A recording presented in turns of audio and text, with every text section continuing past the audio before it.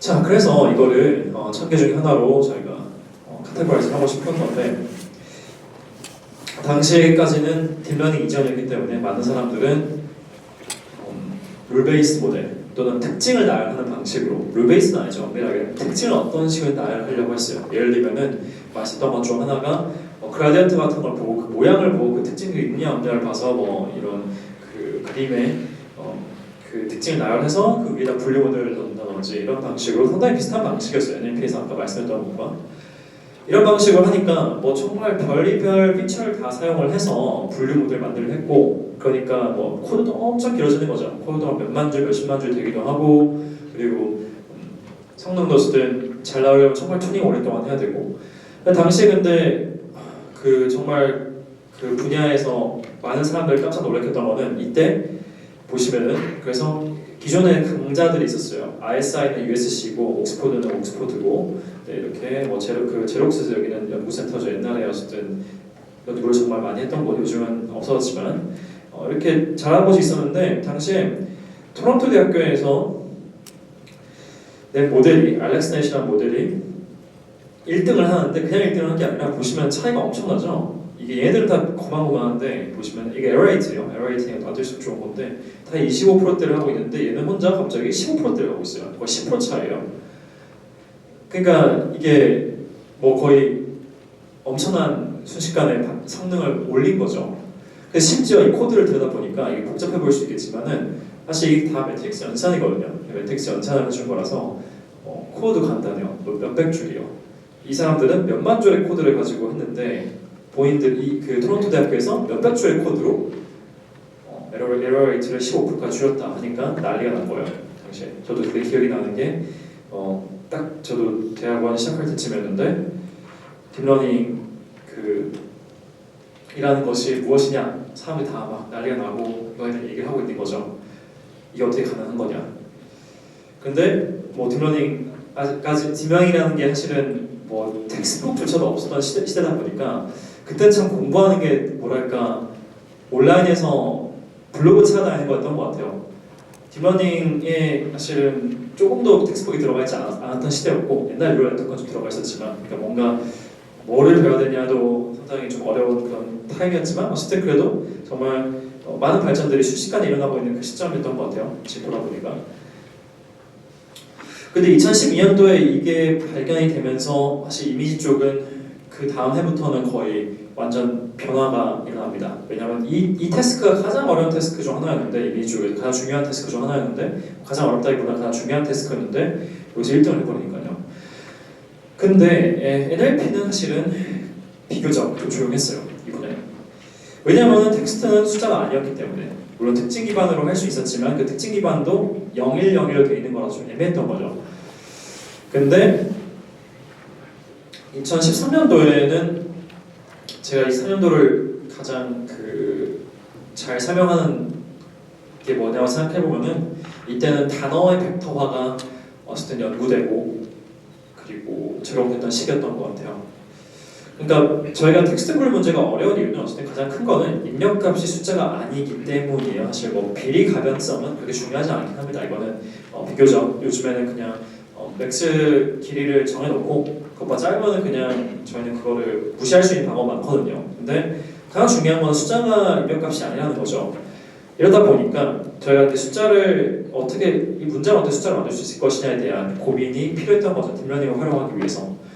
근데 가장 중요했던 건 사실은 먼저 텍스트를 이렇게 단어로 나누는 거예요. 토크나이제이션이라고 하죠. 이건 사실 모두가 하는 거였어요. 그때도 토크나이즈를 한 다음에 보통 어떤 하나의 의미를 가진 단어로 나눈 다음에, 그 다음에 중요했던 거는 이 각각의 단어들을 저희가 어떤 벡터 공간에 매핑을 하는 거였던 겁니다. 단어 임베딩이라고 하는데요. 단어를 저희가 워드 임베딩을 하게 되면은 보시다시피 이건 2차원으로 매핑한 거긴 하죠. 이게 높은 차원은 아니에요. 근데 2차원 매핑을 해도 상당히 재밌는 현상이 나죠. 단어들끼리 상당히 비슷한 단어들끼리 모여있는 걸 볼 수가 있어요. 이게 어떤 장점이 있냐면은, 저희가 단어를 벡터로 매핑하는 순간 저희는 더 이상 텍스트를 다루는 것이 아니라 숫자를 다루게 되죠. 저희의 함수의 입력값은 숫자고, 그러면은 저희는 많은 것들을 할 수 있게 됩니다. 특히나 함수가 숫자만으로 이루어져 있기 때문에 저희는 그래서 미분을 할 수 있는 거고, 그렇기 때문에 아까 말씀했던 그레디언트 디센트를 할 수 있는 건데 그 툴들을 활용할 수 있게 되는 거죠. 그래서 저희는 단어 인베딩을 통해서 문장을 뉴메릭 스페이스로 보낼 수가 있었고, 자, 이걸 저희가 활용을 해서 여러 가지 뉴럴 네트워크를 만들 수 있었죠. 물론 회귀신경망이나 LSTM 이런 것들은 많이 들어보신 분도 계실 것 같고, 근데 만약에 최근 한 2, 3년에 AI를 시작했다면 이걸 처음 들어보실 수도 있을 것 같아요. 그것도 참 그 감회가 새롭네요. 왜냐면 원래는 이걸 정말 많이 썼거든요. 그러니까 왜 회귀신경망을 썼냐면은 문장 같은 경우는 이게 저희가 아까 이런 방식으로 하면요, 여기 문제가 이 문장은 항상 시간 순서대로 가다 보니까 이거를 그냥 저희가 입력값에서 출력값으로 쭉 가버리면은, 그러니까 그게 하나의 일반적인 그 엑시스인 거죠. 그러니까 입력이 초록색이고 출력이 보라색이라고 한다면은 이 방향으로만 가버리면은 두 번째 초록색이 만약에 단어에 관련된 숫자라고 한다면은 저는 그 숫자를 두 번째 초록색 숫자를 첫 번째 숫자에 대비해서 이해하는 게 아니라 그냥 동시에 이해를 하고 있는 셈인 거죠. 동시에 뭔가 프로세스를 하고 있는 셈인 건데, 근데 문장이라는 건 보통 어떤 그 시간적인 디펜던시가 생기잖아요. 저희가 다음 문장을, 다음 단어를 이해하기 위해서 그 전 단어를 봐야 되는 건데, 그런 특성들이 안 맞다고 사람을 생각을 해서 이런 회귀신경망을 만든 거죠. 보시면 여기서 특징은 똑같이 초록색 입력값인데, 다만 이제는 이 B라는 이 화살표가 있죠. 오른쪽 방향으로. 그렇기 때문에 디펜던시가 생기는, 즉 그 문장의 여러 개 그 단어끼리도 서로 한 방향으로 디펜던시 생긴다고 보실 수 있고, 다만 이거를 그대로 하기에는 좀 어려움이 있어서 당시에 이거를 조금 더 발전시켰던 LSTM이라는 게 한동안 큰 인기를 끌었습니다. 지금은 아무도 안 쓰는 것 같아요. 네. 근데 어쨌든 중요한 거는 LSTM이든 RNA이든지 보시면은 기본적으로 다 신경망이에요. 아까 그 말씀드렸던 이거랑 동일해요. 거의 차이가 없어요. 다만 이거를 이제 조금 모양을 좀 바꾸고 서로 이렇게 위에서 밑으로 내려가는 걸 이렇게 만들고 이런 거지, 화살표를 이렇게 다르게 주는 거지, 결과적으로는 모든 게 다 곱하고 더하고입니다. 모든 게 다. 그리고 하나 여담으로는 곱하고 더하고를 연산을 해주는 게 바로 GPU죠. 그래서 GPU가 여기에 상당히 유용한 거고요. 한 번에 여러 개를 곱하고 더할 수 있기 때문에 매트릭스 연산이 곱하고 더하고죠. 그래서 그거랑 똑같아 보시면 될 것 같아요.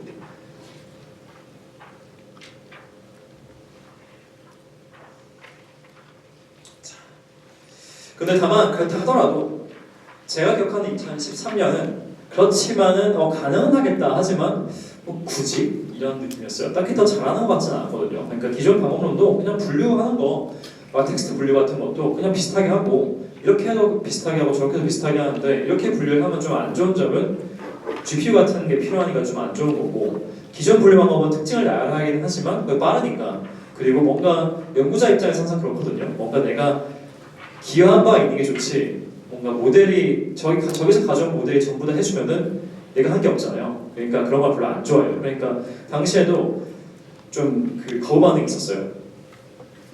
근데 그거를 바꿨던 게 2014년도에 문장을 생성하는 기술이 제안이 되고입니다. 이게 왜 중요했냐면은 이전까지만 해도 저희는 그래도 분류라는 것은 어떻게든 할 수 있었어요. 문장을 분류를 하는 거 가능했는데 생성에 대해서는 전혀 아이디어가 없었던 거죠. 물론 그나마 할 수 있었던 건 기계 번역이긴 했어요. 이거는 정말 니즈가 많았기 때문에 번역을 하는 거죠.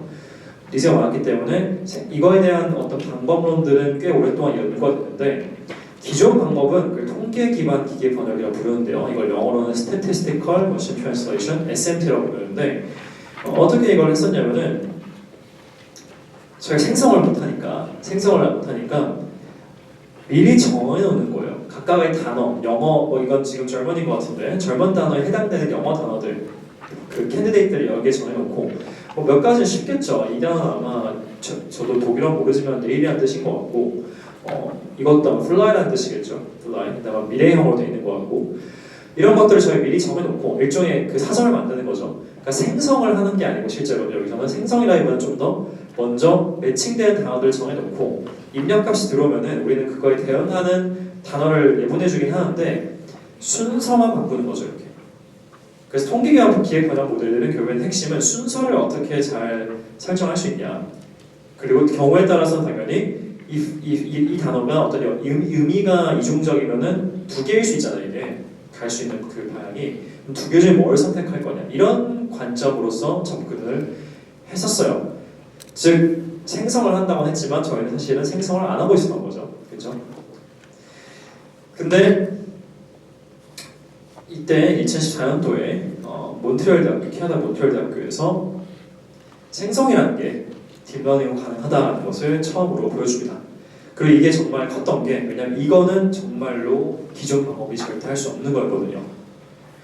어떤 방식을 했냐면은 상당히 재밌는데 이게 인코더 디코더라는 말을 썼어요 당시에 처음으로. 근데 이게 정말로 2014년도죠. 그리고 그 보시면은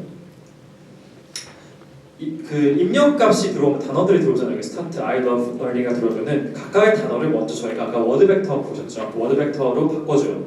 벡터로 바꿔주면 다 여기는 입력값의 숫자예요. 하나 이런 그림 보실 때 하나 염두에 두실 건 물론 이런 그림들이 요즘엔 거의 이제 또 쓰지도 않긴 해요. 왜냐면 요즘에는 다 어차피 트랜스포머 쓰니까. 근데 다만 그래도 좀 그 새로운거나 아니면 좀 예전 논문을 보신다면 이런 걸 많이 쓰는데 이런 그림을 보시면은 저 화살표가 하나 이제 좀 그 팁을 드리자면은 저 화살표는요 여기서 아까 보셨던 화살표랑 똑같은 거긴 한데 하나 좀 다른 거는 거기는 정말로 숫자와 숫자 간의 그 곱셈이고요. 그렇게 해버리면 근데 너무 숫자가 많아지잖아요. 왜냐하면 저희는 하나의 단어를 벡터로 나타내는데 그 벡터의 길이가 엄청 길 수가 있어요. 100, 500 이렇게 될 수가 있는 거고. 그럼 사실상 여기에 그 동그라미가 초록색 동그라미가 뭐 500개씩 5개 있는 거니까 들어가질 않죠.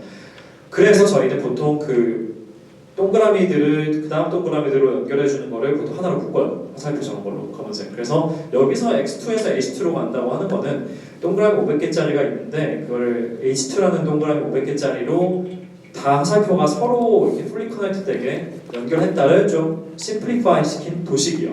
근데 그것뿐이에요. 그 이상은 아니에요. 그렇기 때문에 상당히 그 다를 게 없다라는 것을 말씀을 드리고 싶었고, 그럼 그렇게 저희 이해를 하고 보면은 결국에는 사실상 곱하고 더 해가지고 어떤 벡터 C가 나오는데 이 C라는 벡터는 저희는 원하기로는 이 C라는 벡터가 이 문장 전체의 의미를 담고 있길 바라는 거예요. 어떤 식으로든지. 그 다음에 이 C라는 벡터가 이제 똑같이 곱셈 다시 들어가게 되는데 여기가 재밌어요. 보시면은 저희는 스페셜 토큰 하나를 만들어요. 스타트라고. 처음에 여기까지는 나오겠죠. 저희가 웨이트가 있으면. 이 뒤에는 일단 이제 잊어버리시고 여기까지 나온 상태에서 스타트 토큰이라는 단어의 벡터화를 시킨 다음에 이 함수에 넣어줘요. 그리고 이 함수에 나오는 벡터가 있겠죠. 벡터가.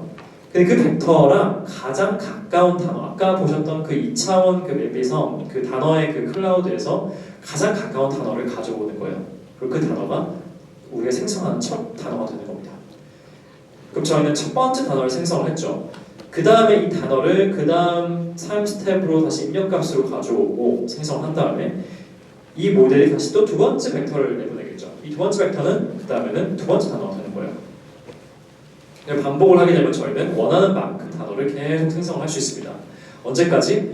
이 모델이 end라는 토큰을 출력할 때까지.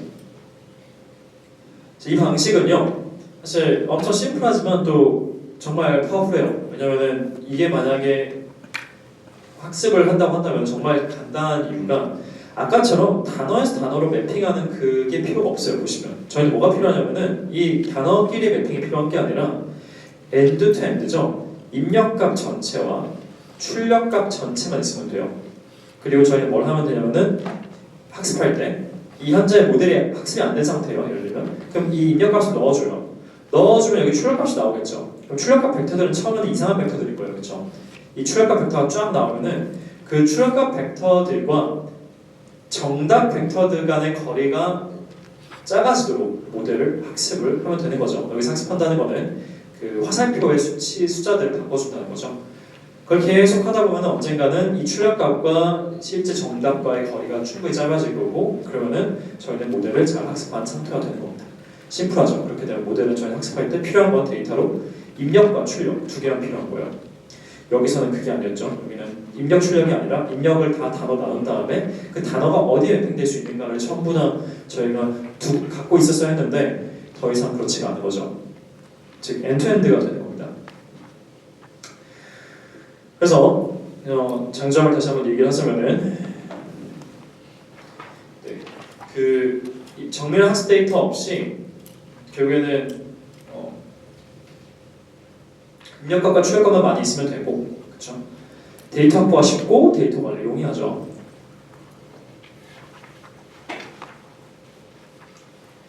그리고 복잡하고 정교한 시스템 대신에 데이터 기반으로 학습된 구조상 간단한 모델을 사용할 수 있죠. 유지 보수 및 개선이 쉽습니다.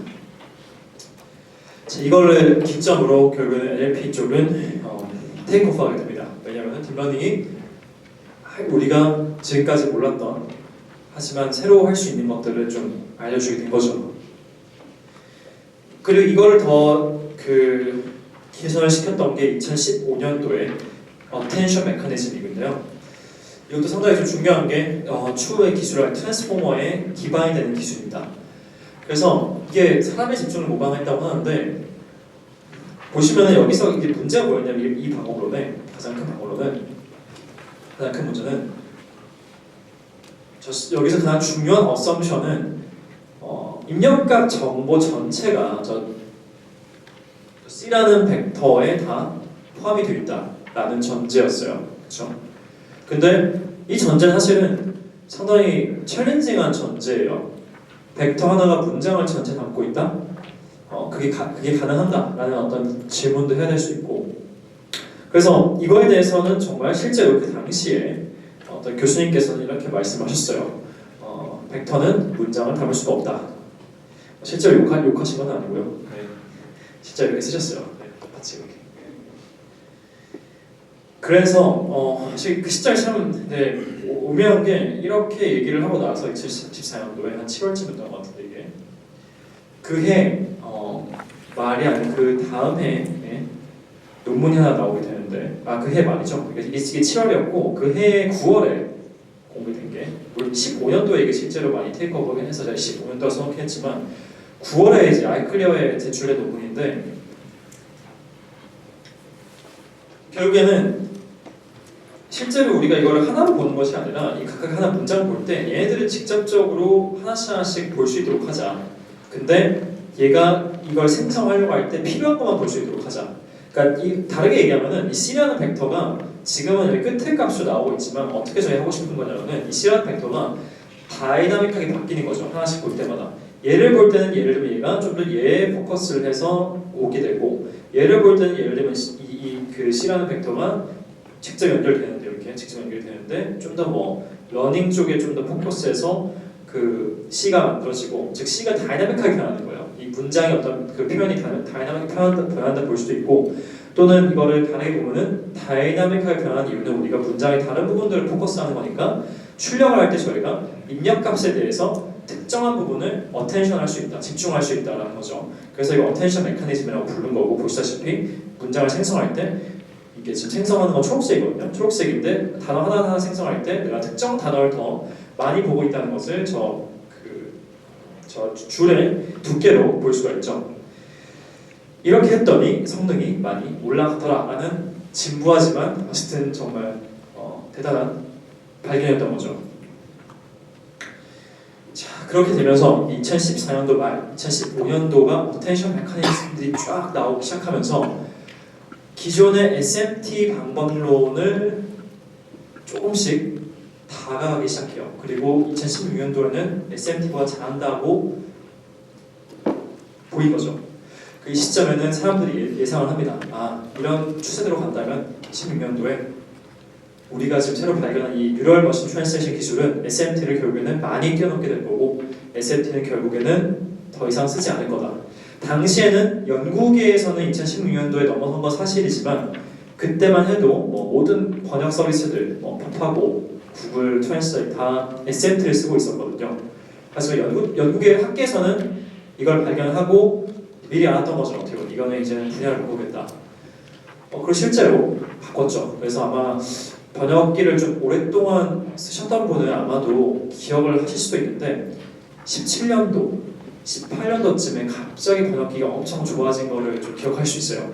언젠가 옛날에는 번역기는 항상 이상하게 나오는 거였는데 언제부턴가 번역기는 항상 저보다 잘하는 그런 번역기였죠. 그 시점이 바로 SMT에서 NMT로 넘어간 그 순간입니다. 물론 좀 시간이 보통 걸리죠. 기술 개발이 되면 보통 빠르면 1년, 느리면 2년 정도 후에 실제로 저희가 제품으로서 보게 되는 것 같아요. 16년도, 17년도쯤에 나왔던 기술 발전은 17년, 18년도쯤에 실제로 적용이 됐던 거죠. 자, 그리고 나서 2016년은 사람들이 이제 NMT라는 걸 할 수 있게 되고 어느 정도 성능이 나오기 시작하니까 좀 더 챌린징할 수 있는 태스크를 이제 관심을 가지기 시작했어요. 여기서 좀 더 챌린징한다는 거는 이제 그럼 오케이 우리가 뭔가 분류 모델도 잘 만들 수 있을 것 같고 어느 정도 분류하는 거 텍스트가 들어오면은 이거 일단 분류하는 거 그리고 번역기 이것도 어쨌든 지금은 뭐 아직 좀 퍼펙트하진 않지만 앞으로도 잘할 수 있을 것 같아. 근데 정말 우리가 어떤 AI 어시스턴트 또는 정말 그 우리가 흔히 생각하는 그 비서를 만들려고 한다면은 이 AI는 단순하게 내 입력값만 고려하는 것이 아니라 기존에 있는 지식, 그게 뭐 웹상의 지식이든 또는 어떤 데이터베이스상의 지식이든 그 지식까지 활용을 해서 내가 원하는 어떤 태스크를 수행을 할 수 있어야 되라고 생각을 했던 거죠. 그러면서 이제 그 태스크를 물론 정의하기 나름이겠지만 이름을 부르기 나름이고 가장 일반적으로 쓰이는 이름이 question answering인데요. 왜냐면은 question answering이 말 그대로 질문이 있는 거고 질문이 있다는 건 보통 그 답변은 보통 어딘가에 있는 거죠. 문서든 어떤 걸 참조해서 저희가 그 답을 할 수 있는 거니까. 그럼 우리는 질문을 던졌을 때 이런 답을 낼 수 있을 것인가에 대한 궁금증을 가지게 된 거죠. 그리고 16년도에는 그 궁금증을 결국은 일단 먼저 우리가 배워온 딥러닝에 따르면 데이터가 많아야 되니까 데이터부터 만들자 해서 당시에 2016년도 5월, 6월에 이제 스탠포드에서 스쿼드라는 데이터를 만들게 됩니다. 이 스쿼드는 간단하게 말하면 위키피디아 문서를 주고 거기에 질문을 던지면 답변을 해주는 태스크였어요. 답변을 해야 돼요.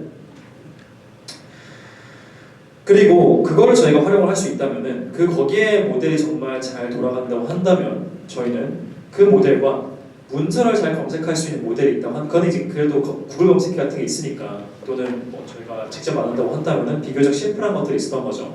물론 지금은 다 딥러닝 기반을 쓰고 있지만 그러면 우리가 검색기랑 이런 어떤 문서가 주었을 때 답을 할 수 있는 두 개의 모델을 합친다면은 저희는 진짜 말 그대로 아까 보여드렸던 이런 걸 할 수 있게 되는 거죠.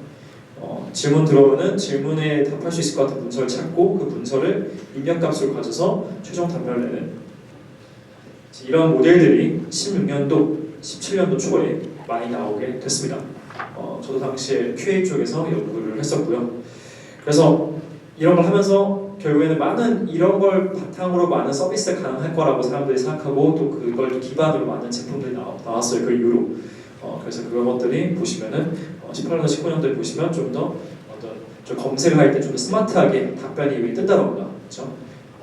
뭐 물론 그 전에도 좀 있었던 거긴 하지만 예를 들어 구글 같은 경우도 저희 검색을 하면은 옛날 문서만 나왔다면 이제는 검색을 하면은 어떤 특정한 그 문서에서 답변을 찾아가지고 그걸 보여주고 그렇게 하죠.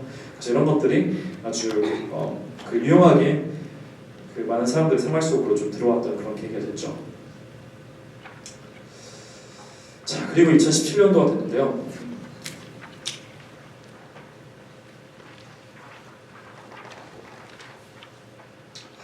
17년도 같은 경우는 저도 사실 그때가 기억이 나는 이유가 당시에 그때 구글에서 인턴을 하고 있었는데 여름에 근데 그 인턴했던 팀에서 그 최근에 좀 있으면 낼 논문이라고 그래서 논문을 좀 이렇게 돌리면서 좀 피드백을 달라고 하더라고요. 그때 그 논문의 제목이 상당히 특이했어요. 이게 Attention is all you need라는 그때 논문이었는데 상당히 제목이 상당히 좀 도전적이었죠. 이게 그렇게 좀 해야 했던 이유 중 하나가 당시에 사실은 물론 어텐션이라는 것이 물론 정말 중요하다 이런 것들을 많이들 알고 있었지만은 그래도 어텐션을 쓸 때 항상 밑에 LSTM을 깔고 있었어요. RNN 같은 거를 RNN 깔고 위에 어텐션 쓰고 해가지고 항상 뭔가 시차 뭐라 해야 될까요? 타임 액세스로, 즉 문장의 방향으로 가는 어떤 액세스가 하나 있고, 또 그 위에다 어텐션을 까므로써 뭔가 조금 더 그 액세스를 바로 할 수 있는 그런 느낌을 주려고 했던 거죠. 그래서 어텐션과 RNN 같은 게 다 항상 섞여서 모든 모델을 만들었었는데, 근데 당시에 그 구글이 2011년도, 2년도부터 12년도부터인가요? 11년도부터인가?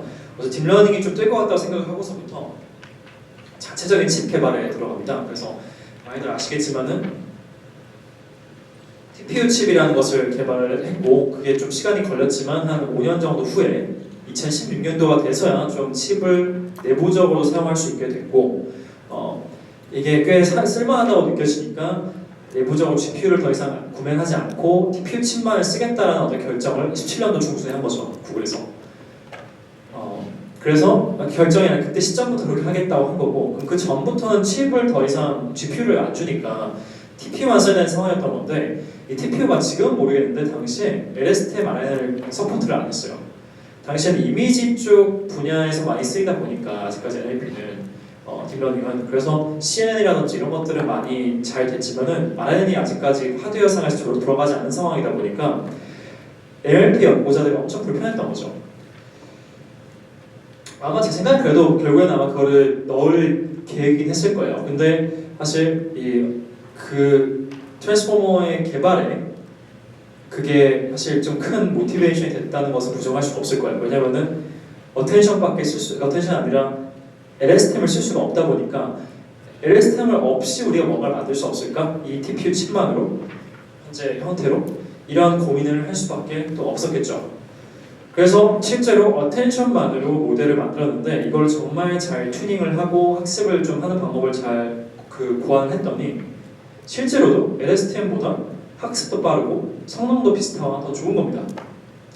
그래서 이걸 구글에서 2017년도에 당시에 공개를 하게 됐는데, 당시 사실은 이거를 그래서 주로 그 번역 쪽을 많이 썼어요. 당시에는 당연히 인코더, 디코더 이런 형태가 번역이 많이 쓰다 보니까 트랜스포머로 번역 시스템에서 번역 그 태스크에서 얼마나 잘하는지 보여줬고, 번역 시스템에서 잘하는 거를 가지고 논문을 썼지만, 그때는 몰랐겠죠. 그때는 몰랐겠지만은 생각보다 이게 모든 데에서 잘 되는 거예요.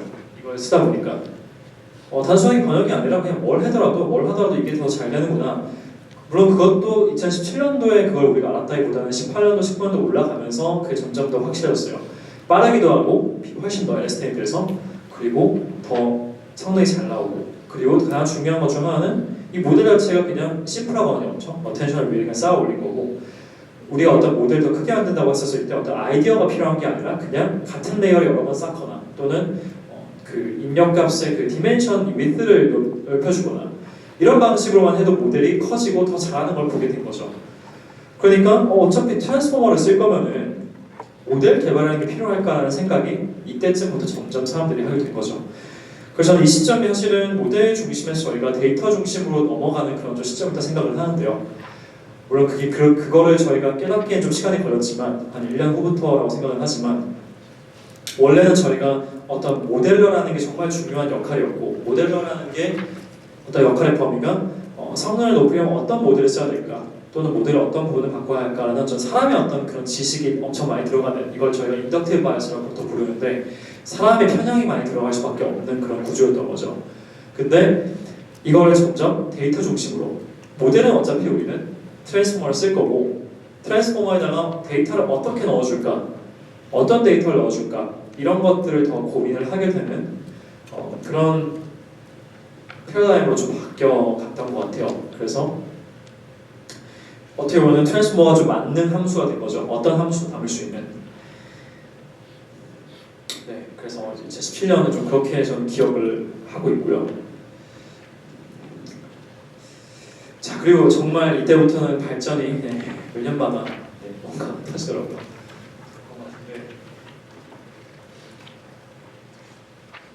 그래서 여담으로는 저도 수업을 가르치지만 이제 수업은 그 매트를 만들 수 없겠더라고요. 매년 바뀌어가지고 이게 한 번 하고 나면 또 바뀌어 있고, 네, 그래서 지금 가르치기 상당히 어려운 그런 시기인 것 같은데, 2018년 같은 경우는 저는 지식전이가 NLP에 들어온 해라고 생각을 해요. 그리고 이게 사실 상당히 좀 큰 의미가 있다 생각하는 게, 왜냐면 이 전까지만 해도 사실 NLP에서 딥러닝이라고 하는 것은 좀 이미지 쪽을 많이 따라간다라는 좀 많이 느낌을 받았던 것 같아요. 뭐 그게 물론 뭐 서로 뭐 경쟁하고 그건 아니긴 하지만 NLP가 비전이랑 뭐 싸우고 이런 게 아니라 어쨌든 우리는 계속 비전에서 뭐가 발견됐던 것들을 어떻게 NLP로 가져올 수 있을까에 대한 고민을 많이 했고, 그런 것 중 하나가 뭐였냐면은 이미지 분야에서 지식전이었어요. 이 사실은 이미지 분야에서는 지식전이 꽤 오래전부터 있었던 건데, 개념이 이래요. 사람을 생각했을 때 저희가 왼쪽에 있는 태스크, 즉 저 고양이인지 강아지인지를 분류를 할 수 있는 모델이 있다고 한다면, 사람이 있다고 한다면은 그 사람한테 그 고양이가 어디 있고 강아지가 어디 있고를 물어본다면은 비교적 쉽게 할 수 있겠죠. 아예 본 적이 없는 사람보다. 그러니까 즉 물체 분류를 할 수 있다면은 그 물체 분류를 함으로써 물체가 어디에 있는지 알아맞추는 물체 인식도 더 잘할 수 있어야 돼요. 그래서 이런 직관을 가지고 당시에 어떤 그 프로젝트를 수행했었냐면 이미지 쪽에서 이건 한 뭐 2014년도부터이긴 해요. 꽤 오래전부터죠. 저희가 먼저 모델을 이미지 분류 왼쪽에다가 학습을 시켜요. 아까처럼 보이시는 그런 그 동그라미들이 쫙 여러 개 만들어지는 거죠. 여러 레이어로. 그 다음에 그걸 가져와가지고 우리가 만들고자 하는 그 물체 분류 모델을 앞단에 끼워넣어요. 이거는 그러니까 여기는 그 검은색 화살표들은 이게 매트릭스가 검은색 화살표 생각하시면 되거든요. 매트릭스가 이 상자들은 다 검은색 화살표인데 여기 있는 것들은 저희가 처음부터 시작하는 거니까 다 랜덤 숫자들인 건데, 앞에 있는 숫자는 랜덤 이니셜라이즈 한 것이 아니라 물체 안 넘어가네. 하나 더 넘어갔구나. 근데 앞에 있는 숫자는 물체 분류에서 가져온 거죠, 이 숫자들을. 그러니까 갈아 끼운 거죠. 모델은 똑같은데 모델 안에 있는 수치, 즉 그 검은색 화살표들의 숫자들을 갈아 끼운 거예요. 그렇게 했더니 성능이 잘 나온 거예요. 그러니까 즉 다른 말로는 지식 전이가 일어나고 있다라는 어떤 근거가 된 거죠. 우리는 분류 모델에서 지식을 습득을 해서 그 지식을 이 인식 모델로 가져왔다. 그래서 사람들이 생각했던 게 그러면 이거를 이렇게 잘하려고 한다면 NLP에서 우리 적용시켜볼 수 없을까라는 고민을 많이 한 거죠. 우리도 NLP에서 지식 전이를 할 수 없나? 그럼 우리도 그러면 텍스트 분류 문제를 풀고 그 텍스트 분류에 학습된 모델을 가지고 다른 어떤 태스크, 퀘스천 앤서링이라던가 뭐 기계 번역 같은 걸 하면 잘 되지 않을까? 이런 생각을 했던 거죠. 근데 다 실패했어요. 성능이 올라가지 않는 거죠. 그래서 왜 이미지에서는 분류 문제가 좋은 이걸 프리-트레이닝이라고 불렀는데, 왜냐면 학습을 본학습하기 전에 학습하는 거니까 프리-트레이닝이라고 불렀는데, 이미지 분야에서는 프리-트레이닝이 정말 특히 분류 문제 프리-트레이닝을 하면 상당히 성능이 올라가는데, 왜 텍스트 분야는 분류 문제를 프리-트레이닝 하면 성능이 안 올라갈까라는 이제 고민을 많이 했는데, 그거에 대한 해답을 저희가 좀 알게 됐어요. 2018년도에. 그 이유는 뭐였냐면은 결국에는 중요한 거는 분류 문제냐 아니냐가 아니라 그 문제가 충분히 어렵고 충분히 의미가 있는 문제냐라는 거였던 거예요. 그러니까 즉 분류 문제는 비교적 너무 쉬운 문제다 보니까 또 개수가 너무 적다 보니까 영향이 없었던 거고, 그러면 정말로 충분히 어렵고 그리고 이걸 맞추려면은 어렵다는 게 단순하게 어려운 게 아니라 그걸 맞추려면 변별력이 있는 거죠. 그러니까 즉 우리의 시험 문제를 본다면은 잘하는 사람과 못하는 사람을 나눌 수 있는 변별력 있는 문제가 뭐냐. 분류 문제는 변별력이 없는 쉬운 문제였던 거죠. 근데 이게 NLP는 정말로 신기하다는 게 그러니까 정말로 다행히도 그런 문제가 있었죠. 그리고 그 문제는 심지어 거의 무한으로 있었습니다. 그게 바로 다음 단어 맞추기죠. 즉 어떤 문장을 주면은 특정한 단어 이후부터 다 가리고 다음 단어를 맞추도록 문제를 저희가 바꾸는 거예요. 그것도 일종의 분류 문제를 볼 수 있긴 해요. 왜냐하면은 여기서 분류하는 거는 단어 한 3만 개 중에 하나를 맞추는 거니까 분류 문제죠. 이것도 어떻게 보면. 근데 다음 단어 맞추기로 저희가 만약에 프리-트레이닝을 하면은 가장 큰 장점은 첫 번째로는 그건 무제한이죠. 데이터가 거의.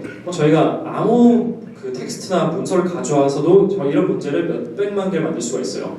몇백만 개 아니면 몇백억 개, 그 이상을 만들 수가 있고, 두 번째 장점은 이 단어를 맞출 수 있다는 얘기는 반대로 얘기하면은 물론 사람도 맞추기 어렵긴 하겠지만 그래도 문장을 아주 정확하게 이해를 하고 있어야 돼요. 그러니까 즉 변별력이 생기는 거죠. 이 문장을 이해하고 있는 모델이냐 아니냐라는 것을 변별력 있게 맞출 수 있는, 알 수 있는 그런 문제인 거예요. 즉 좋은 문제인 거죠. 이 문제 저희가 프리트레이닝을 시켰더니 실제로 텍스트 분류든 무슨 문제든지 성능이 올라가는 것을 드디어 NLP에서도 2018년도에 발견을 한 거예요. 그래서 처음에는 어떤 걸 했냐면 2018년도 초에 나왔던 논문인데 엘모라는 논문인데 보시면은 이 다음 단어 맞추기 게임을 양방향으로 했어요. LSTM을 통해서. 이때만 해도 근데 보시면은 18년 초기 때문에 트랜스포머가 17년도 6월에 나오긴 했지만 아직까지 나온 지 얼마 안 된 상태였기 때문에 LSTM을 썼죠. 엘모라고. 그래서 엘모라는 LSTM은 보시면 양방향으로 되어 있어요. 그러니까 즉 왼쪽에서 오른쪽으로 다음 단어 맞추는 건 이거는 순방향이죠. 근데 반대로 갈 수도 있겠죠. 사람도 마찬가지로 뒤에 단어들을 주고 그 앞에 올 단어가 먼저 맞추는 것도 할 수 있으니까 그렇게 양방향으로 한 다음에 그 맞춘 것들을 저희가 가지고 출력값으로 써서 이 출력값 벡터가 원래 단어 인베딩을 대체하는 방식이었어요. 근데 이게 중요한 게 그러니까 엘모라는 페이퍼가 주장했던 거는 우리가 보통 단어 벡터를 쓰지만 단어 벡터를 쓰는 대신에 우리가 그 뭐라고 부르냐면 이거를 contextualized word representation 부르는데 논문 제목도 contextual word representation이에요. 그러니까 단어 벡터 쓰는 대신에 그 주변의 맥락을 알고 있는 단어 벡터를 써라. 무슨 모델을 쓰든지. 연구자들이 환호를 했던 거죠. 왜냐하면 내가 갖고 있는 모델이 있는데 어차피 모델은 딥러닝 모델이니까 어차피 단어 벡터를 쓰고 있을 텐데 그 단어 벡터를 이 엘모라는 벡터들로만 교체만 해도 갑자기 성능이 엄청 올라가는 거예요. 그러니까 사람들도 내 모델 원래 85%였는데 엘모 써가지고 5% 왔다. 이런 것들을 막 트위터에 다 쏟아내기 시작하는 거죠. 여기까지는 그래서 좋아요. 사실 엄청 좋기만 한 뉴스죠. 좋기만 한 뉴스인데 이때쯤엔 상당히 좀 재밌는 생각을 한 그런 회사가 또는 조직이 나타납니다. 사실 이 엘모를 봤냐 안 봤냐까지는 사실 보고 나서 한 건지까지는 모르겠어요. 근데 아마 영향을 많이 받았을 것 같아요. 실제로 이게 나오고 나서 몇 개월 후에 만든 거라서 이제 6월쯤이었는데 2018년 6월에 이거 최근에 트랜스포머라는 게 구글에서 나왔는데 LSTM을 트랜스포머로 대체해볼 수 없을까? 1번이었어요. 2번은 이게 지금 여기는 단어를 벡터화시켜서 즉 단어 벡터를 맥락화시켜서 그걸 쓰려고 해서 그 기존 모델을 쓰려고 하고 있는데 아니 단어가 충분히 맥락화가 되면 굳이 그 위에 뭔가 필요할까라는 생각한 거죠. 그냥 바로 맥락화한 단어에다가 바로 어떤 그 분류 모델이나 이렇게 붙여가지고 엄청 라이트하게 즉 다른 말로는 기존의 모델에 단어 벡터를 쓰고 있었으면은 그 단어 벡터만 조치하는 것이 아니라 이걸 맥락화만 잘 할 수 있으면 그냥 위에 있는 것도 필요 없지 않나? 라는 생각을 하게 된 거예요. 그게 이제 GPT 버전 1이었습니다. 2018년도 6월쯤에 나왔던 건데 근데 이때 사실은 많은 관심을 받지 못했어요. 왜냐면은 성능이 나쁘지 좋게 했는데 사람들이 관심을 가지는 태스크에서 안 했어요. 그래서 그거는 이유를 추측을 할 수 있겠죠. 성능이 잘 안 나와서일 수도 있고 여기 있는 사람들이 좀 NLP 쪽 사람이 아니었다 보니까 어떤 게 관심을 끌지 잘 몰랐던 걸 수도 있고 어쨌든 결과적으로는 이 GPT는 그래도 어느 정도 당시에 그 회사 이름은 제가 아시겠지만 오픈AI라는 회사였고 오픈AI가 그래도 알려지는 데 도움이 되긴 했지만 당시에는 그냥 어디 변두린 회사가 괜찮은 모델 만들었다 정도로 느꼈던 것 같긴 해요. 변두리까지는 아니어도 스타트업 같은 회사가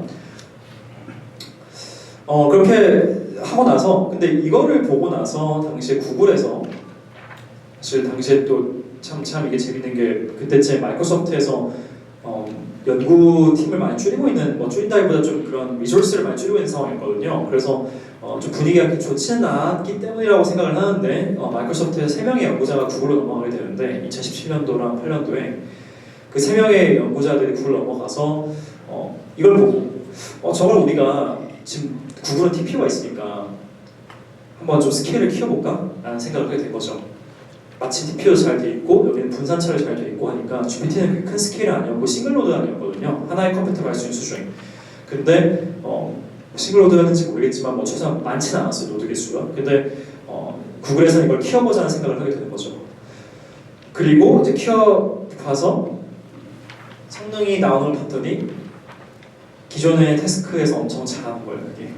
그게 이제 버트라는 모델입니다. 그래서 보시면 이게 18년도 10월인데 GPT-1이 나왔던 게 18년 6월쯤이거든요. 그러니까 거의 한 3, 4개월 만에 이 GPT를 보고 거의 똑같이 따라하되 몇 가지만 좀 바꾼 거죠. 사실 뭐 바꾼 것들이 몇 가지 중요한 것들이 있긴 한데 핵심적으로 상당히 비슷해요. 트랜스포머 사용한 것도 비슷하고 단어 맞추기 한 것도 비슷한데 다만 여기서는 마스크 랭귀지 모델을 해가지고 다음 단어 맞추기가 아니라 단어를 가리고 맞추는 방식으로 보긴 했죠.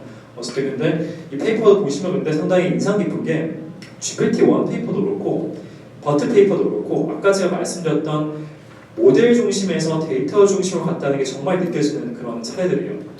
그 전에 논문들은 논문의 내용이 어떻게 모델을 만들었냐의 설명이 쫙 있는데 버트 같은 경우는 수식이 하나도 없어요. 그냥 우리는 트랜스포머를 썼다. 근데 어떻게 학습을 했는지 설명한다. 라고만 쓰여있고 상당히 간결한 거죠. 하지만 간결했지만 버트의 효과는 엄청났습니다. 사실상 버트가 현재 대형 언어 모델의 시대를 연 거죠. 그래서 이때 당시 버트 같은 경우는 TPU 칩 64개를 가지고 학습을 했었고 즉 64개의 서버가 서로 인터커넥트 있어야 됐고 밴드위드도 네트워크 밴드위드도 높았어야 했기 때문에 아무나 쉽게 할 수가 없는 그런 규모였어요. 그러니까 이게 그래서 저도 당시 이걸 보면서 회사에서 네이버에서 일을 할 때였는데 어떤 느낌을 받았냐면은 버트를 만들어 놓고 보니까 그때까지만 해도 그래도 어떤 모델을 만들면은 우리 따라해봐야지 이거였는데 이 딱 나오니까 이거 어떻게 따라하지? 생각했던 거예요. 스케일이 너무 크니까.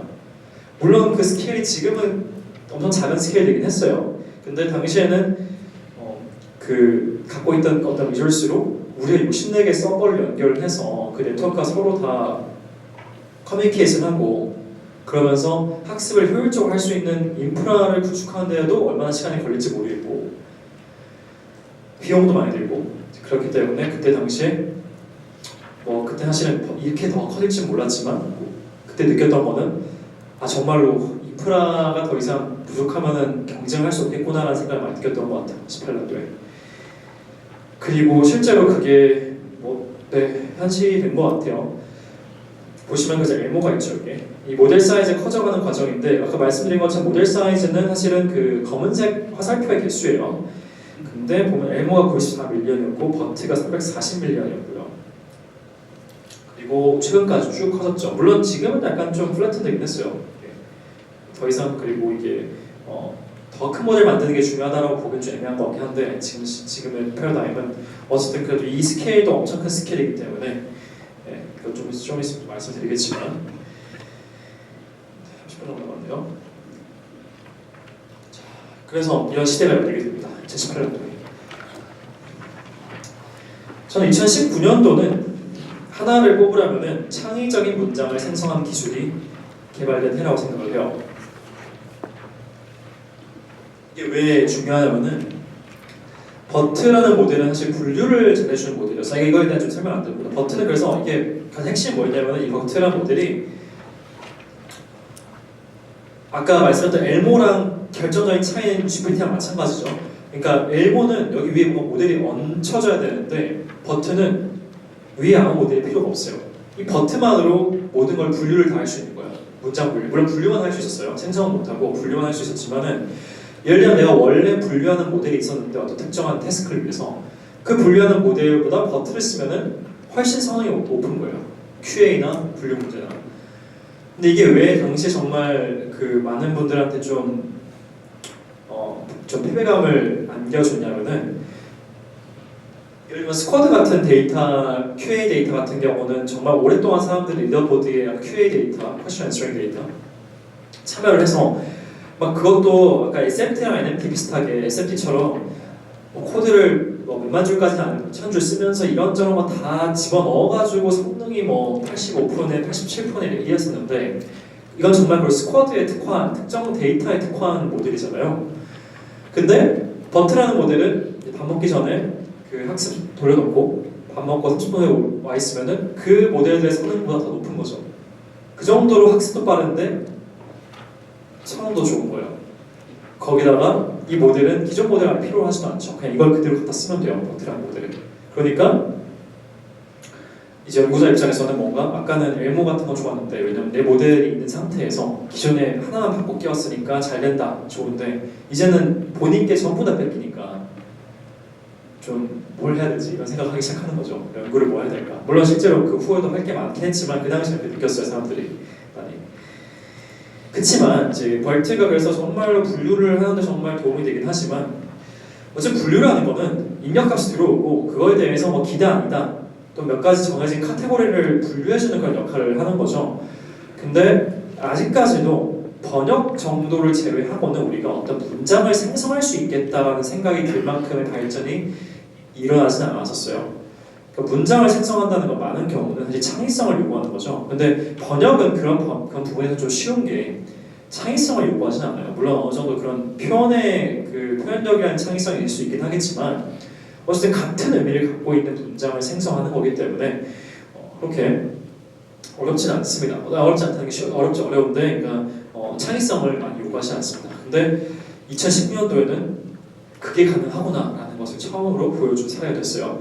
이 이제 폼을 열었던 게 GPT의 두 번째 버전인 GPT-2였죠. 그리고 아마 많은 분들은 이때쯤부터 GPT라는 걸 얘기 들었을 거예요. 왜냐면은 이때는 정말로 임팩트가 컸거든요.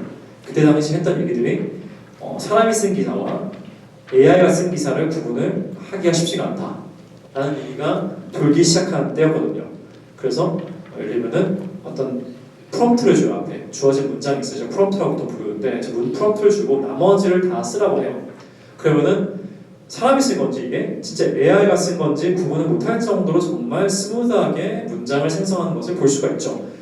이게 지금은 뭔가 또 당연한 것처럼 보이지만 이때 전까지만 해도 저거는 정말로 힘든 거였어요. 항상 문장이 막 잘 얘기하다가 중간에 이상한 소리 하고 이런 경우가 많았거든요. 근데 2019년도에 이게 몇 월이었더라? 아마 초였던 것 같아요. 기억이 안 나는데 GPT-2가 나오면서 네, 이런 것들이 많은 사람들이 알게 되는 거죠. 이제 인공지능이 문장도 생성을 할 수 있구나. 그래서 이때는 뭐 기자가 직업을 잃는다는 얘기 많이 나오긴 했었고 19년도에. 네, 물론 그건 좀 많이 과장한 거긴 하지만 그래서 생성한 문제들이 나오기 시작합니다. 그래서 19년도가 그랬던 해인 것 같고 그래서 이런 것들이 가능하다고 생각이 되니까 사람들이 점점 더 좀 관심 많이 가지게 되죠. 대형 언어 모델. 하지만 이때까지만 해도 그래도 아직까지 사람들은 뭔가 주로 이거를 우리가 막 뭔가를 생성할 수 있다 생각은 많이 안 했던 것 같고 다만 그것보다는 우리가 정말 기존의 분류 문제를 더 잘해보자는 생각을 많이 접근했던 것 같아요. 근데 그런 면에서 정말로 오픈AI가 대단하긴 한 게 이때부터 아마 확신이 있었던 게 아닐까. 생성이라는 것이 정복이 가능하구나. 그런 생각이 들고 실제로 그거를 좀 보여주는 하나의 그 논문이 있어요. 이 바로 다음 논문이 뭐냐면 물론 바로 다음이라는 게 그 사회 논문이 몇 개 있었겠지만은 가장 시그니피컨트 논문이 하나가 뭐냐면은 2020년 초에 스케일을 키우면서 어떻게 언어 모델을 정말 더 잘하는지라는 그 분석 논문이에요. 2020년 1월이었는데 2020년 1월 그 논문이 하는 얘기는 뭐였냐면은 어떤 언어 모델, 즉 다음 단어 맞추는 모델이 그냥 거의 항상 일관적으로 성능이 스케일이 커지면서 올라간다라는 것을 얘기하는 논문이었어요. 그래서 그 스케일링 러라고 했는데 상당히 무얼스 러랑 비슷한 느낌이 드는 거죠. 물론 무얼스 러는 좀 다른 관점이긴 해요. 그거는 그냥 집적도가 늘어난다는 거고 1년 반마다 2배씩 근데 여기서 하는 얘기는 그런 거라기보다는 뭔가 우리가 모델 사이즈를 키울수록 자연스럽게 모델의 성능은 계속 좀 천천히긴 하지만 로그 스케일에서는 확실하게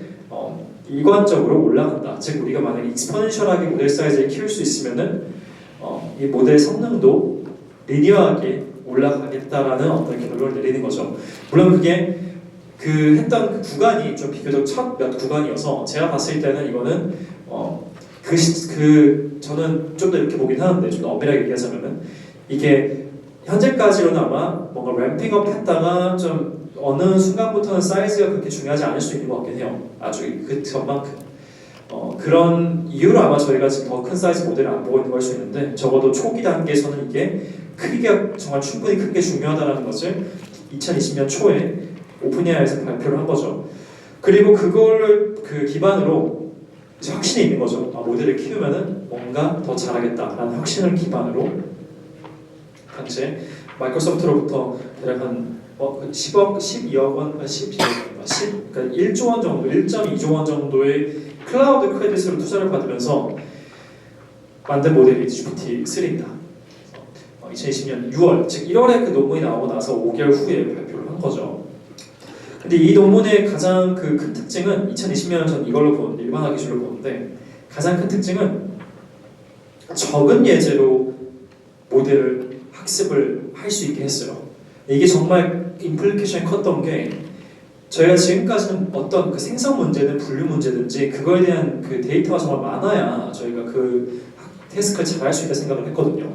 그러니까 사람으로 치면은 저희가 사람이 고양이냐 강아지냐 분류하는 게 사실 이미지를 막 10만 개씩 요구하지 않잖아요. 그러니까 신생아를 하더라도 저희가 한 10개 정도만 이미지를 보여주면은 신생아가 조금씩 구분하기 시작할 텐데 사람 그 모델은 그렇지 않았다는 거죠. 막 10만 개씩 필요했고 그러니까 우리가 어떤 제품을 만들고 싶다고 한다면은 그 제품에 필요한 데이터를 10만 개를 먼저 모아야 되니까 텀이 생기고 금액이 생기고 할 수 있는 게 제한적이 되는 거죠. 하지만 GPT-3가 뭐를 보여주냐면은 그것은 모델이 정말 커지면은 우리가 어떤 프롬프트를 정말 잘 줌으로써 어떤 태스크를 처음 보는 태스크거나 좀 다른 태스크를 하더라도 수행할 수 있다라는 것을 보여줍니다. 그리고 이게 당시에 이제 벌써 2년이 넘었네요. 2년 반 전이지만은 많은 정말 큰 반향을 일으켰죠. 이런 걸 바탕으로 어쨌든 2021년은 제가 봤을 때 상당히 비교적 스페큘레이티브한 해였던 것 같아요. 많은 걸 좀 아직까지 확실하진 않지만 2021년은 뭔가 이렇게 될 수도 있지 않을까라는 생각을 하고 그리고 위험성에 대해서 많이 알게 되고 그리고 규모라는 것이 얼마나 중요한지도 알게 되는 그런 해였던 것 같습니다. 그래서 아까 말씀드렸던 것처럼 2020년 초에 나왔던 이 논문은 언어 모델이 크면 클수록 좋다라는 논문이었는데 자세히 들어가지 않겠지만 혹시나 관심이 있으신 분은 저는 이걸 보시면 좋을 것 같아요. 그래도 많은 인사이트를 얻을 수 있는 논문인 것 같고 그래서 모델이 정말 커졌어요. 175빌리언. 이걸 학습하기 위해서는 일반적으로 알려져 있는 거는 대략 한 최신 GPU 1000개 정도가 필요하고요. 한번 학습하기 위해서 1000개를 하면은 서버 기준으로 한 130개 서버가 필요한데 이 130개가 서로 다 연결이 잘 돼 있어야 돼요. 왜냐하면 서로 커뮤니케이트 하는 게 많기 때문에 그래서 보통 일이 아닙니다. 금액으로는 이걸 돌릴 수 있는 서버를 구매를 하려고 한다면은 사실 1000억 단위의 그 구매 비용이 들어간다고 알려져 있고 물론 클라우드에서 돌리려고 한다면은 그것보다 적게 들어가긴 하겠지만 어쨌든 큰 금액이 들어가는 거죠. 그리고 모델은 계속 커져가게 된 거죠. 그리고 이런 큰 모델을 학습하는 데는 많은 비용이 들어가고요. 그러다 보니까 양극화가 이제 일어나는 것들이 조금씩 보여지기 시작했죠. 지금도 그렇지만 어쨌든 이런 것들을 하고 싶은 곳, 할 수 있는 곳과 할 수 없는 곳 또는 하면 안 될 것 같은 곳들이 생기기 시작한 거죠. 도저히 따라갈 수가 없는. 그러니까 저는 그래서 이걸 상당히 제조업과 상당히 비슷해졌다라고 생각을 많이 해요. 제조업과. 왜냐하면은 초기 투자 비용이 크고 캐피털 인텐시브하는 얘기죠. 자본을 상당히 많이 필요하고 한번 자본을 구축을 해놓으면은 진입장벽을 형성을 해서 신규 플레이어들이 쉽게 들어오기 쉽지가 않고 그리고 또 생각보다 노하우나 이런 것들이 어떤 그 모델의 어떤 독창적인 부분이 중요할 수 있겠지만 비교적 상당히 어떤 그 아주 복잡한 프로세스가 이어져 있는 게 아닌가라는 추측을 많이 하게 만드는 거죠. 그리고 많은 사람들이 필요로 하고 모니터링도 상당히 많이 필요하고요. 그리고 어쨌든 어떤 리턴을 얻기까지의 캐피탈이 정말 많이 필요하다. 관점에서는 정말 제조업과 특히 반도체 같은 그런 산업과 상당히 비슷해지고 있는 것 같아요. 그래서 그건 좀 이따 좀 더 말씀을 드리겠지만 그 학습 비용도 이것도 사실은 지금 1.5빌리언 얘기를 하고 있는데 이걸 지금 100배를 갖다는 거죠. GPT-3는. 그래서 더 큰 돈이 필요할 거고 당연히 이런 모델을 학습할 때는 엄청난 양 에너지, 즉 에너지는 다른 말은 이산화탄소랑 동일한 그런 배출과 결국에는 무관하다 볼 수가 없죠. 그래서 환경에 대한 얘기도 많이 나올 수밖에 없는 그런 상황이고요. 그리고 학습 데이터 유출 문제가 2020년도 말부터 좀 많이 화두가 되고 있죠.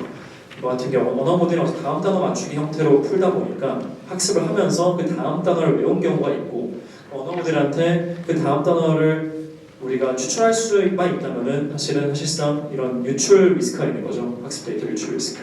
학습 데이터가 공개되는 데이터는 문제 없겠지만 만약에 어떤 서비스가 상당히 프라이빗한 데이터를 학습을 했다고 한다면은 그 프라이빗 데이터는 유출이 될 수 있는 거예요. 그리고 그 사례를 저희가 봤죠. 2021년 초에 이루다가 당시에 다른 문제도 있긴 했지만 가장 컸던 문제는 사실은 개인정보 유출이었죠. 왜냐면은 여기다가 이래저래 좀 잘만 뭔가 넣어줬더니 이루다가 당시에 카카오톡 대화를 기반으로 학습이 돼 있었는데 그 대화에 있던 어떤 개인정보를 술술 내뱉기 시작한 거죠. 그래서 이 문제 때문에 당시 이루다가 셧다운하고 최근에 다시 서비스를 시작을 한 걸로 알고 있어요. 이런 것들 아마 개선을 했겠죠. 그래서 이런 위험성들에 대해서 계속 강조하는 그런 것들이 많이 나오고 있습니다. 하지만 어쨌든 이런 위험이 있다 하더라도 이런 위험들은 결국에는 넘어설 수 있을 거라 생각하는 사람들이 좀 더 많았던 것 같아요. 그리고 그런 것들을 결국에는 이때 2021년도 제가 봤을 때는 많은 큰 회사들이 준비를 시작하는 시기인 것 같아요. 가능성을 보고 그래서 구글 같은 경우도 당연히 이제 람다라는 걸 만들어서 지금도 사실은 아직까지 베일이 쌓여있긴 하지만 당시에 2021년도부터 시작을 해서 지금까지 대형 언어 모델을 구글에서 엄청난 투자를 하고 있고 네이버 같은 경우도 잘 아시겠지만 하이퍼클로바라는 것을 이때쯤에 시작을 했죠. 2021년도에 이것도 저희 영상을 보지 못하겠지만 혹시나 시간 되시면 보시면 좋을 것 같고요. LG 같은 경우도 이때쯤에 투자를 시작해서 여기 자체 클라우드를 구축하지는 않은 걸로 알고 있고 TPU 클라우드를 사용을 하고 있는 걸로 알고 있어요. 하지만 규모가 좀 1000억 단위로 알고 있어요. 그리고 KT 같은 경우도 초거대 AI를 만들고 있다고 하고 또 최근에 뉴스 나온 바로는 조만간 어떤 그런 서비스가 좀 나온다고 들리고 있고 카카오도 마찬가지고요. 그래서 2021년은 제가 봤을 때는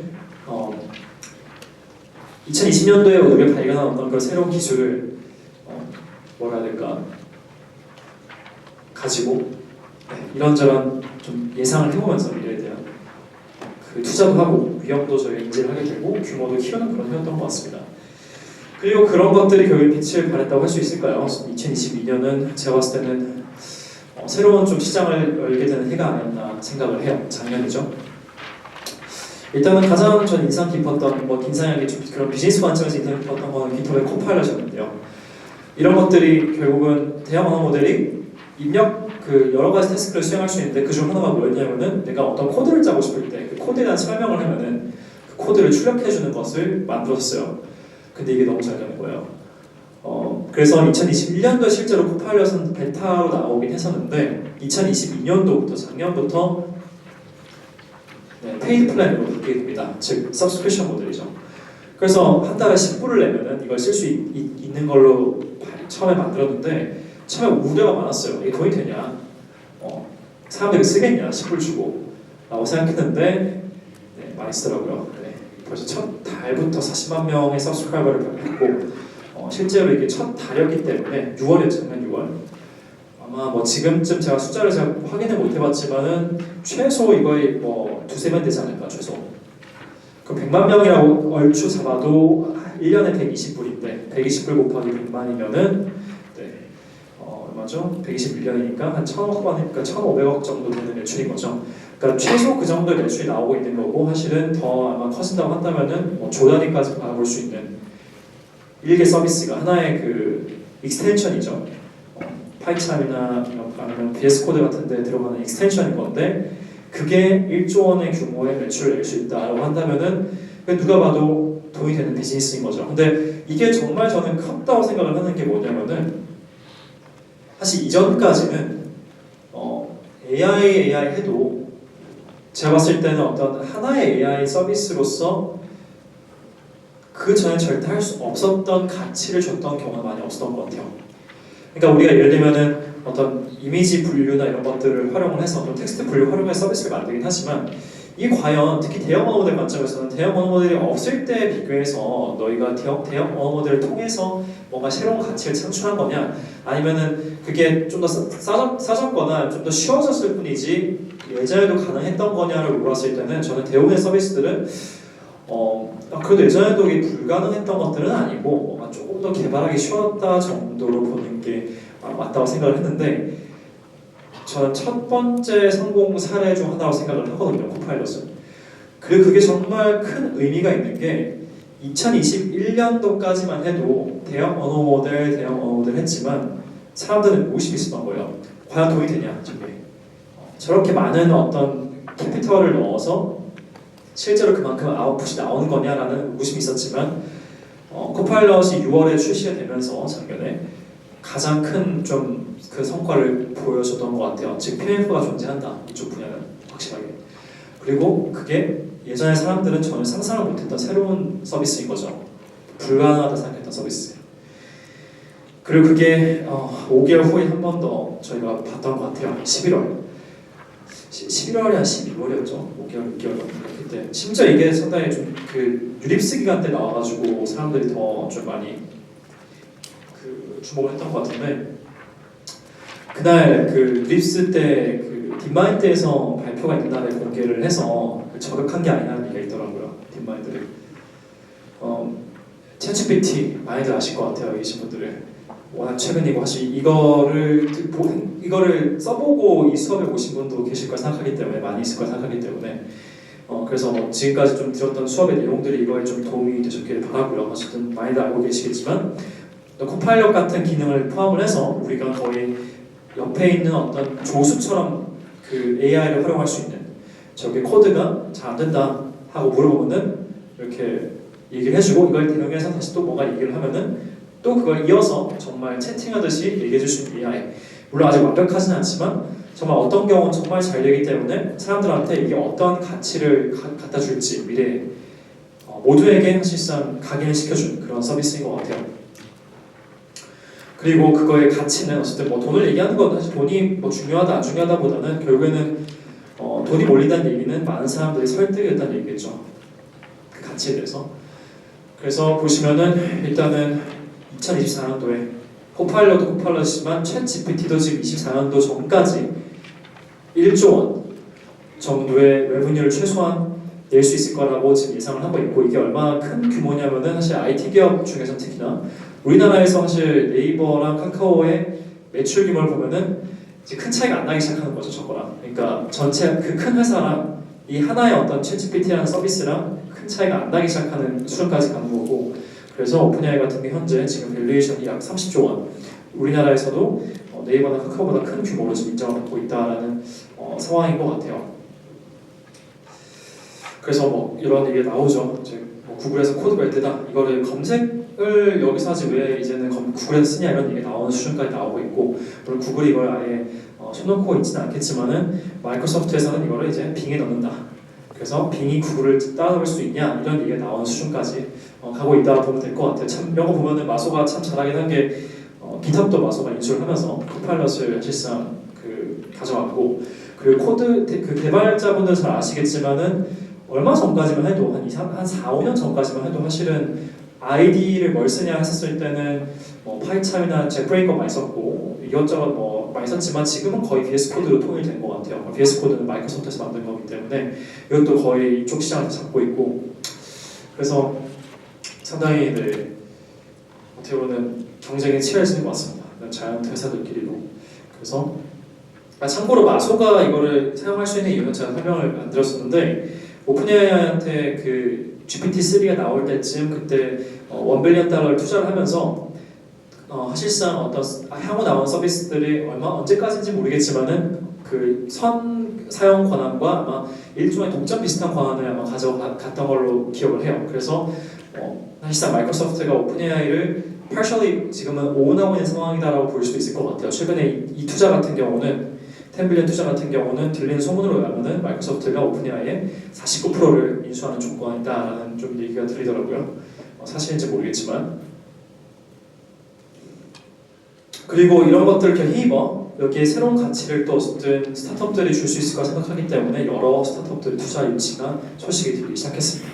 그래서 그 규모가 좀 상상을 초월하죠. 예를 들면 엔트로픽이라는 회사 같은 경우는 여기는 제품 나오기도 전에 600 빌리언 약 한 7천억 정도, 8천억 정도의 규모의 투자를 받았고 여기는 사실상 오픈AI랑 경쟁하겠다 하는 회사고요. 그냥 대놓고 코어힐도 마찬가지로 그런 회사라고 볼 수 있고요. 여기도 한 1,500억 원 정도 받았고 최근에는 한국에 그 테오랩스한 회사도 60억이 사실 끝이 아니고 그 이후에 최근에 140억, 160억을 더 받아서 220억까지 또 투자를 받고 여기도 마찬가지로 비디오 기반 그런 AI를 만들겠다는 회사이고요. 그리고 이런 어떤 대형 모델들을 결국에는 디플로이하기 위해서 국내외적으로도 MLOps가 중요해지고 있는 상황인 거죠. 이런 대형 모델을 돌릴 수 있는, 대형 언어 모델을 학습할 수 있는 그런 MLOps 회사들이 또 투자를 많이 받고 있는 상황이에요. 모제익이라던가 한국에서는 프렌드AI나 베슬AI 같은 회사들이. 그리고 또 오픈AI가 이런 것들을 당연히 그 챗GPT 같은 것들을 API를 아직 열지는 않았죠. 챗GPT는 GPT-3는 열었죠. 그래서 그런 것들을 활용을 하는 회사들도 나오고 있어요. 보시면은 예를 들면은 이런 SaaS를 활용을 해서 그러니까 자체적으로 개발도 하긴 하겠지만 주로 대형 언어 모델을 직접 만들기보다는 이런 SaaS를 활용을 해서 자체 서비스를 만드는 건데 참 이게 대단하긴 한 게 예를 들면 제스퍼라는 회사는 이게 미국 회사인데 지금 밸류에이션이 GPT-3만을 사용을 하는 서비스를 만들었고 마케팅 문구 같은 거를 잘 만들어주는 컨텐츠 크리에이션 플랫폼이에요. 그러니까 내가 어떤 마케팅을 하고 싶은데 어떤 문구를 써야 할지 모르겠다면 여기다 가서 물어보는 거죠. 물론 이게 GPT도 좀 해주는 것 같긴 하지만 아마 좀 더 그거를 더 다듬었겠죠. GPT-3를 활용해서 이런 회사가 최근에 뭐 1.5빌리언 달러, 한 1.8조 원 정도의 가치를 인정을 받고 있고 또 비슷한 유의 회사로 다른 회사도 최근에 한 10밀리언 달러를 투자받았고 한국에서도 한 40억 원 정도로 리튼 테크놀로지 같은 회사가 투자를 받은 바가 있습니다. 2023년은 그러면은 어떤 해일까? 라는 생각을 많이 하게 되는데 올해죠, 올해. 사실 뭐 스페큘레이션이 많이 들어가게 되는 것 같아요. 그러니까 이게 그냥 뭐 원히트 원더냐? 그러니까 사실상 그냥 한번 반짝하는 거고 끝나는 거냐? 아니면 그 이상이냐라는 생각을 하게 되는 거고 어떤 사람들은 이게 뉴 아이폰 모먼트라고 하는 사람도 있고요. 뉴 아이폰 모먼트 정도면은 사실은 엄청난 변화죠. 왜냐면 그 아이폰을 통해서 모바일 시장이 만들어지고 새로운 앱 시장이 개척이 됐기 때문에 어떤 사람들은 더 그걸 더 크게 보는 사람도 있는 것 같아요.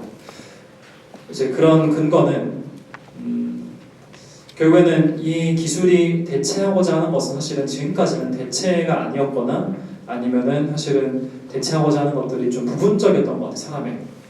근데 결국에는 지금 이런 회사들이 목표로 하고 있는 것들은 결국에는 언젠가는 우리가 뭐 대체라는 말을 보통 쓰진 않죠. 정확히 말하면 사람의 지능에 견주는 그런 AI를 만들고 싶다가 보통 미션인 경우가 있기 때문에 실제로 오픈AI 같은 미션은 AGI를 만들겠다.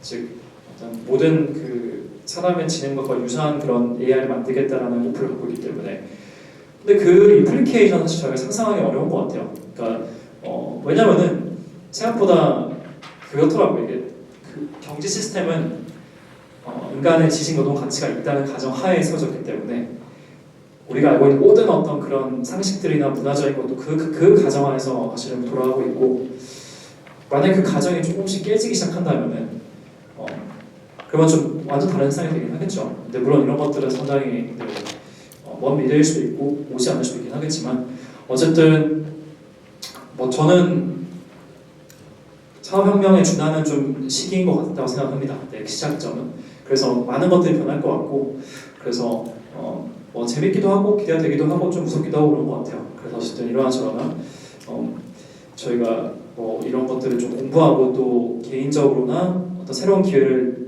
좀 물색하는 게 정말로 좋은 시기라 생각은 들고요.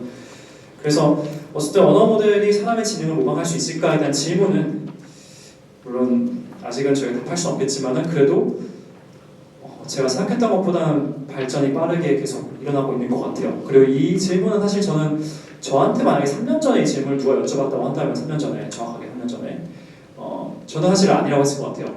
네, 그거는 불가능한 것 같다. 지금까지 기술로는. 근데 지금은 좀 그것보다는 좀 더 긍정적인 것 같습니다. 그래서 오히려 보통 반대죠. 보통 반대로 이게 기술이 좀 매추얼라이즈 되면서 할 수 있는 없는 게 좀 명확해지는 것 같은데 지금 잘 모르겠어요. 할 수 없는 범위가 어디까지인가 AI가 그렇게 생각을 하게 되는 것 같고 어쨌든 네, 그런 부분들을 좀 고민을 해볼 수 있는 좀 그런 생각을 해볼 수 있는 좀 좋은 그런 그런 수업이었기를 바라면서 이렇게 마치도록 하겠습니다. 네, 감사합니다.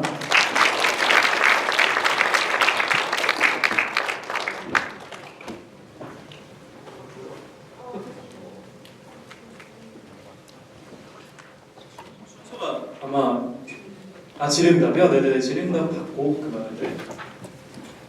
아마 10분 휴식이긴 할 것 같은데 질문 있으신가요? 네.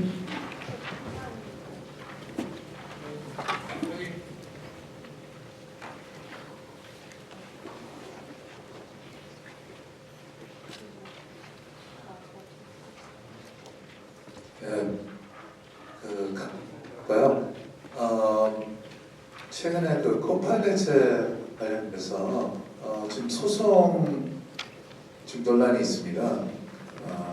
또 이런 대규모 대형 인공지능 모델들이 베타를 생성해내는 문장이나 코드가 저작권에 위배되는 그러한 생성을 하고 있다. 여기에 대해서 어떤 대안이 있을 수 있을까요? 네, 정말 좋은 질문 감사드립니다. 말씀하신 것처럼 쉽지 않은 문제인 것 같아요. 결국 저작권의 정의부터가 사실 흔들리는 문제라 생각이 드는데, 특히나 챗GPT 같은 경우 요즘에 회사가 아니라 학교 같은 데서 사용을 하면 안 된다, 치팅이다 이런 얘기가 나오고 있고, 그게 맞는 말이긴 하겠지만은 근본적으로 이거를 잡을 방법은 없다 생각하거든요. 사실 그런 잡는 모델 나왔다는 얘기 하지만 이게 이론적으로 불가능한 그런 거라 보기 때문에 증명하기도 어렵고요, 상당히. 물론 그 챗GPT에 로그가 있으면 증명할 수 있겠죠. 근데 일반적으로 어려운 것 같고, 그래서 결국에는 아마 이거는 제 생각엔 기존 법으로는 해결하기 어려운 문제가 될 것 같긴 해요. 네. 아마도 새로운 법안이 필요하고 새로운 해석이 필요할 거라 생각은 듭니다. 네, 쉽지 않은 문제인 것 같습니다.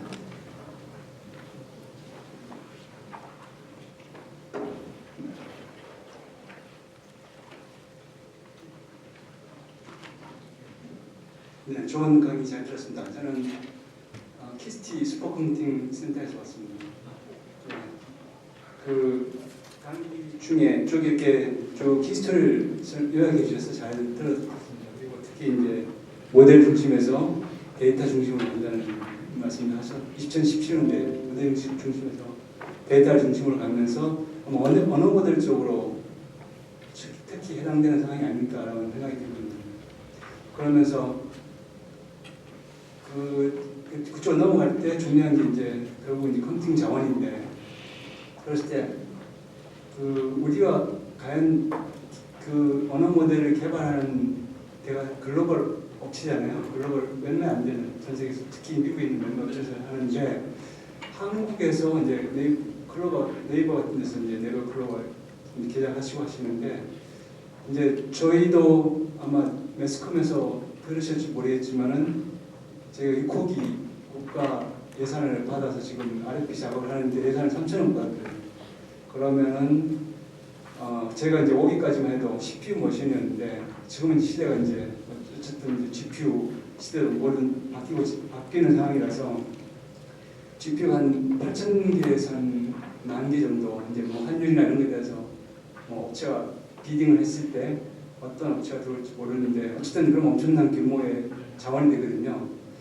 그러면 저희가 기존까지만 해도 오기까지만 해도 주로 계산과학 쪽으로 많이 서포트를 많이 해주었는데, 지금 이제 GPU 머신이 들어오다 보니까 이제 인공지능 쪽에서도 국가의 요구도 있고 해서 많이 지원을 하게 되지 않을까. 그래서 저도 여기 오게 된 이유가 좀 인공지능에서 좀 배워보자 할 것 같거든요.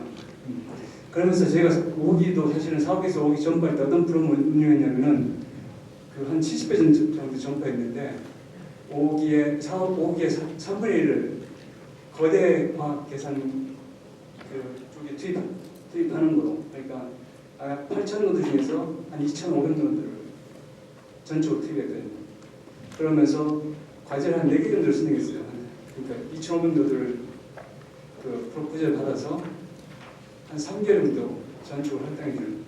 근데 우리 같은 경우도 뭐한 25건 정도 되면은 집주가 한 2,000개 정도 되지 않을까. 그래서 그걸 한 3개월입니다 하면은 제가 얼핏 들어봤는데 GP3 돌리는데 GPU 1,000개로해서 3개월 들었다고 하더라고요. 그 정도가 될 것 같습니다. 1000개 그래서 정도가 될 것 같습니다. 그러면 제가 그런 프로그램을 이렇게도 운영하면은 최소한 한 2,000개 정도. 물론 이제 그건 이제 가봐야 알겠지만은 그렇게 해서 한 몇 개 팀이 저는 적어도 뭐 그 정도 언어 모델 같은 것들을 한번 시도할 만한. 이게 아무래도 설계하다 보면 아무것도 안 나올 수 있잖아요. 아까 여러 가지 이게 뭐 튜닝 작업을 한 시스템 이슈도 있고, 그 다음에 뭐 그런 이슈들을 한번 해보는 걸 안 하는 거는 좀 틀리다고 생각하거든요. 그걸 함으로써 이제 우리가 저런 걸 좀 배울 수 있지 않을까라고 해서 그런 거에서 자체적으로 고민을 많이 하고 있거든요. 그랬을 때 이제 좀 같이 관심 있는 분들하고 좀 이렇게 논의를 하면 좋을 것 같았어요. 그래서 한번 그런 프로그램에 대해서 어떻게 생각하시는지, 과연 한국에서도 그걸 했을 때 관심 있어 하시는 학교나 이런 데서 들어오실 수 있을까, 뭐 이런 것들을 궁금합니다. 먼저 정말 좋은 방향인 것 같습니다. 네, 말씀 주신 것처럼 사실 그렇게 큰 규모의 클러스터, 파드를 돌릴 수 있는 것 자체가 한 번이라도 아예 돌릴 수 없는 거랑은 큰 차이가 있는 것 같아요. 그래서 그게 돌아가면서 하는 방식이든 어떤 방식이든지 한 번을 돌려볼 수 있는 거랑 0이랑은 정말 큰 차이인 것 같아서 정말 좋은 방향을 생각하고요. 말씀하신 것처럼 사실 미국을 제외하면, 그리고 몇몇 사실 뭐 사회주의 국가나 좀 복제 국가를 제외를 하면 사실상 거의 뭐 그쵸, IT 어떤 인더스트리에 존재하는 데 많지가 않죠. 거의 한국이 거의 유일하다 볼 수가 있고, 뭐 그 유럽이나 일본도 다 사실은 잠식됐고 해외 서비스에 의해서.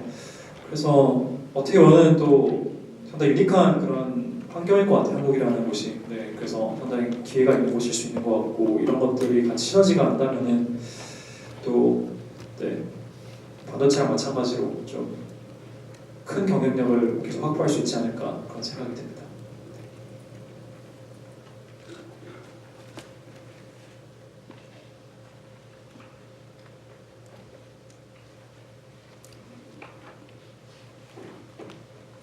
안녕하세요. 저는 트리 언어지능 연구실 이완이라고 합니다.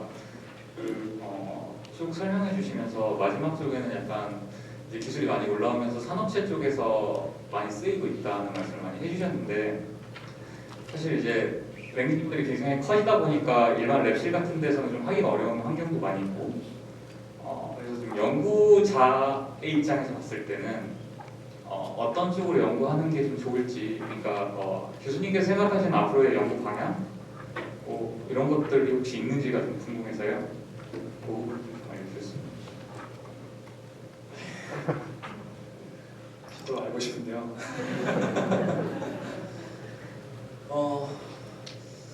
좀 다행인 부분은 제 생각에는 그래도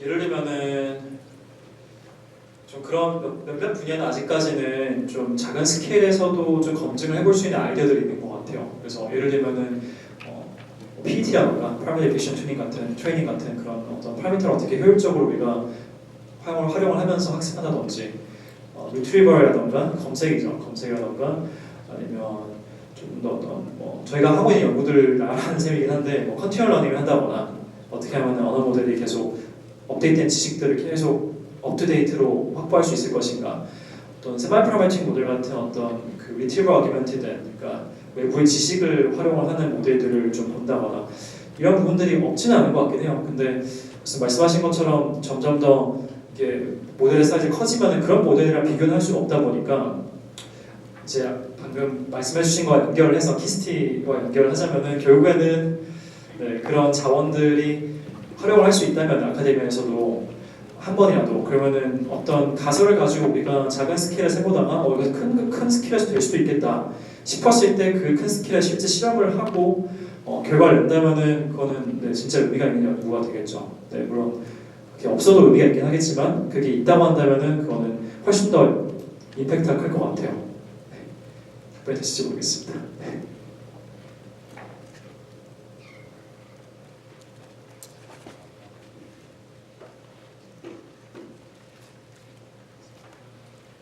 마지막 답변하고 네 끝내도록 할게요. 시간이 또 딜레이 돼서 마지막 질문으로 하고 알겠습니다. 예, 안녕하세요. 그 교수님 말씀 잘 들었고 KT에서 궁금한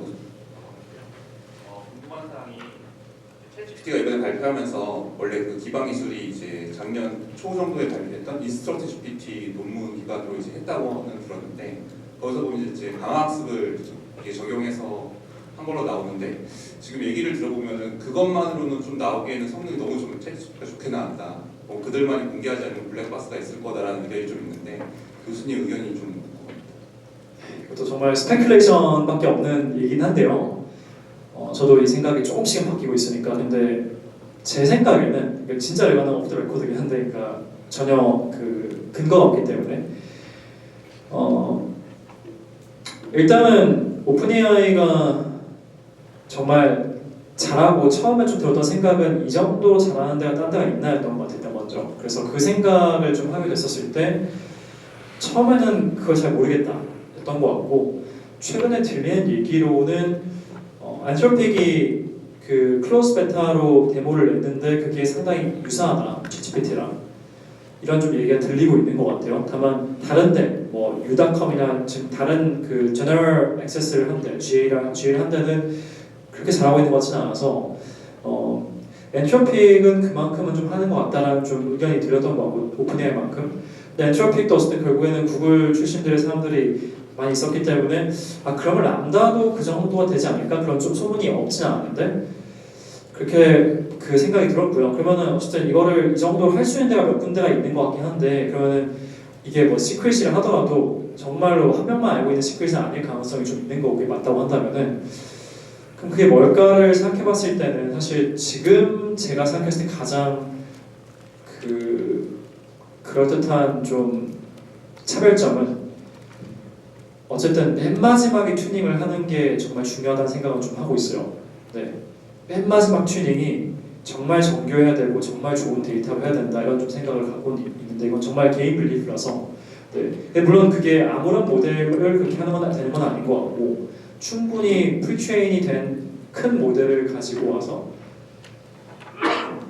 뭔가 느낌이 그 모델이었을 안에 어딘가에 그 능력은 있는데 그 어떤 일반화할 수 있는 능력이 있는데 그걸 끄집어내지 못하는 상황이라 한다면은 뭔가 맨 마지막에 튜닝을 통해서 그걸 정말 잘 끄집어내는 게 중요한 게 아닌가라는 스페큘레이션은 하고 있습니다. 근데 저도 당연히 잘 모르겠네요. 네, 감사합니다. 여기서 마치도록 하겠습니다. 네, 감사합니다.